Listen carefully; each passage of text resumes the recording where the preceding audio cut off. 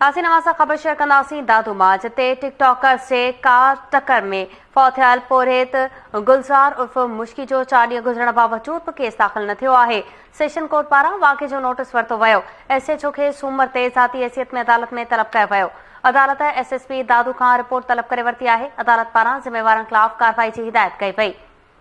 दादू मां ख़बर जी पिया टिकटॉकर से कार जे टक्कर में फौत थियल ग़रीब पोरेत गुलज़ार उर्फ मुश्की जो 4 ॾींहं गुज़रण बावजूद केस दाख़िल न थियो। सेशन कोर्ट पारां वाक़े जो नोटिस वरितो वियो। SHO खे सूमर ते ज़ाती हैसियत में अदालत में तलब कयो वियो आहे।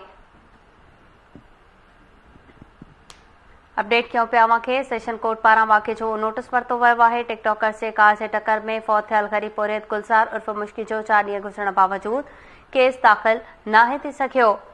सेशन कोर्ट पारां वाक़े जो नोटिस वरितो वियो। SHO खे सूमर ते ज़ाती हैसियत में तलब कयो वियो आहे। अवां खे अपडेट कयूं पिया अदालत SSP दादू खां रिपोर्ट तलब करे वरिती आहे। अदालत पारां ज़िम्मेवारनि ख़िलाफ़ कार्रवाई जी बि हिदायत कई वई।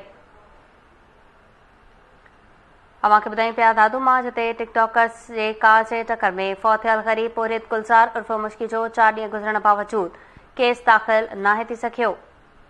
सेशन कोर्ट पारां वाक़े जो नोटिस वरितो वियो आहे। अवां खे अपडेट कयो पिया। सेशन कोर्ट पारां वाक़े जो नोटिस वरितो वियो। SHO खे सूमर ते ज़ाती हैसियत में तलब करे वरितो आहे। ख़बर अवां खे ॾिनी पिया अदालत SSP दादू खां रिपोर्ट तलब करे वरिती। अदालत पारां ज़िम्मेवारनि ख़िलाफ़ कार्रवाई जी हिदायत जारी कई वई आहे।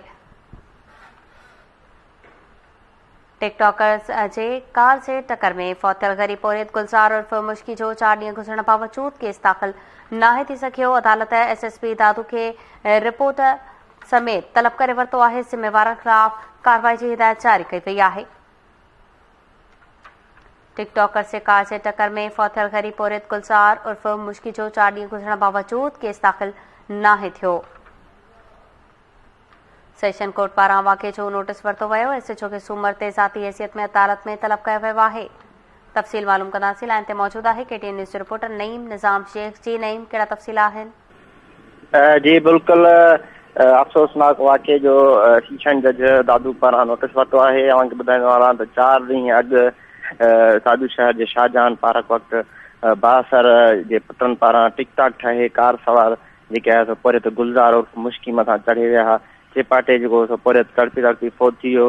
उन मामले जो केस दाख़िल न थियण ते सेशन जज दादू मोहम्मद मुराद मेमून पारां जेको आहे सो मोटो नोटिस वरितो आहे। सेशन जज पारां SSP दादू खां रिपोर्ट तलब करे सूमर जे ॾींहुं SHO खे इन पर्सन तलब कयो वियो आहे। अव्हांखे ॿुधाईंदो हलां त वारस जेके आहिनि पोरेत जा जेके ग़रीब आहिनि उहे बासर जो सख़्तु दबाव सबबु जेके आहिनि केस दाख़िल न करे सघिया आहिनि।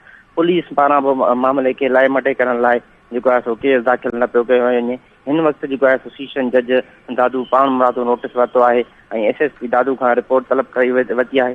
अव्हांखे ॿुधाईंदो हलां त पोरेत जेको सो फौत थी वियो उन मामले में उनजी जेका मासी गुलज़ार जी मासी जेका आई उहा नज़ीरा उहा बि सदमे में फौत थी चुकी आहे।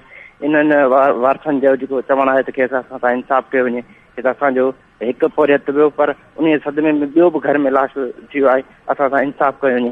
जी नईम निज़ाम, तफ़सील ॿुधाइण लाइ महिरबानी।